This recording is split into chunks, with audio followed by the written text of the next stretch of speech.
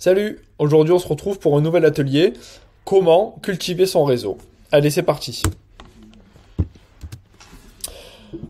Au sommaire, premièrement, on va voir quel intérêt d'une bonne culture réseau et de cultiver son réseau, comment on s'y prend, et quels sont les effets d'une bonne culture réseau sur le long terme. Donc l'intérêt de travailler son réseau, l'intérêt de travailler, de porter une attention toute particulière en tout cas au travail de son réseau, c'est d'actionner tous les leviers de recommandation nécessaire et au maximum pour in fine rentrer du mandat. L'avantage premier des contacts obtenus grâce à votre réseau est que le premier filtre du brisage de glace est passé et vous entrez immédiatement dans une relation de confiance avec votre interlocuteur. De là découle plus naturellement en général une écoute et donc une facilité à signer de l'exclusivité. Le plus compliqué dans notre métier, finalement, c'est de passer ce premier cap du brisage de glace, que les gens finalement aient vraiment pour le coup une bonne opinion de nous. Du coup de là découle forcément l'écoute, et de l'écoute on a beaucoup plus de facilité à vendre de l'exclusivité.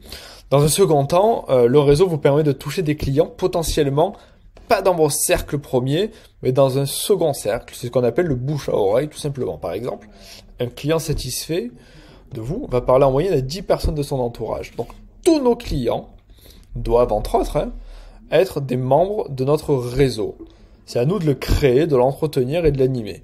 Pour que ces personnes-là, à qui on a vendu, ou à qui on a fait visiter des biens, avec qui ça s'est bien passé, ces personnes-là, pour qu'elles parlent de nous dans le temps et qu'elles continuent à parler de nous après la relation commerciale qu'on a eue, il faut les animer, il faut les intégrer pleinement à notre réseau. Donc comment on s'y prend ? Déjà, première chose, sortez, bougez, distribuez des cartes de visite, prenez un café au bar du coin tous les matins, vivez, mais surtout communiquez. On croise du monde toute la journée, tous les jours. L'idée, c'est de communiquer sur notre métier, sur notre activité, au maximum, tous les jours, à un maximum de personnes.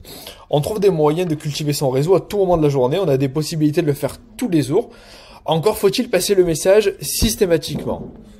Quand je dis systématiquement, c'est que rabâcher tous les matins, n'oublie pas, vous buvez votre café, vous dites au garçon de café, n'oublie pas, je suis toujours en recherche de biens dans le quartier, tiens, reprends ma carte, n'hésite pas à me contacter si on entend parler de quelque chose, ou à distribuer ma carte, voilà.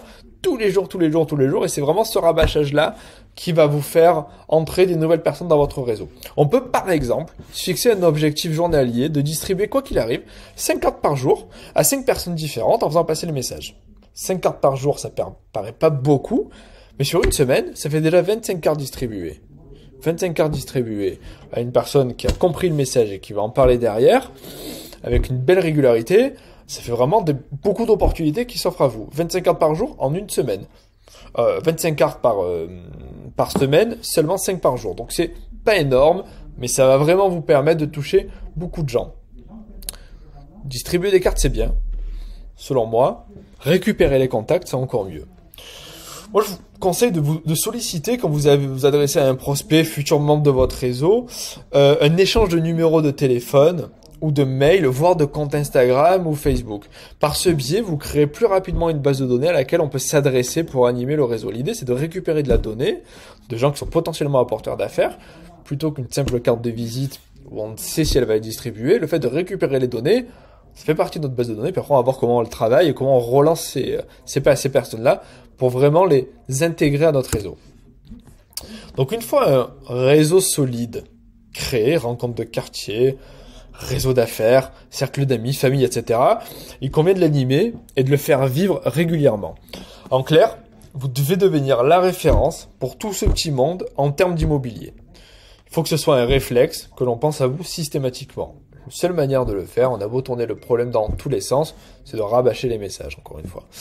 Les réseaux sociaux, par exemple, c'est une bonne première étape pour permettre d'être vu de tout le monde de manière journalière.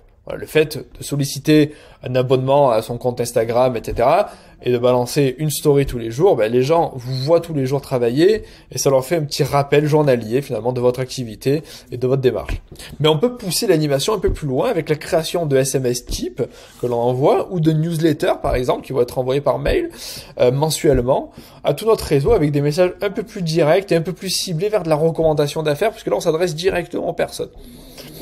La newsletter, par exemple, c'est un modèle efficace que peu de professionnels de l'immobilier utilisent, mais qui permet de garder un lien avec tout son réseau, tout en apportant une vraie valeur ajoutée, avec une vraie création de contenu. C'est-à-dire que la newsletter, on peut avoir un petit accrocheur, faire une petite analyse de marché, ou une analyse des taux qui remontent, peu importe.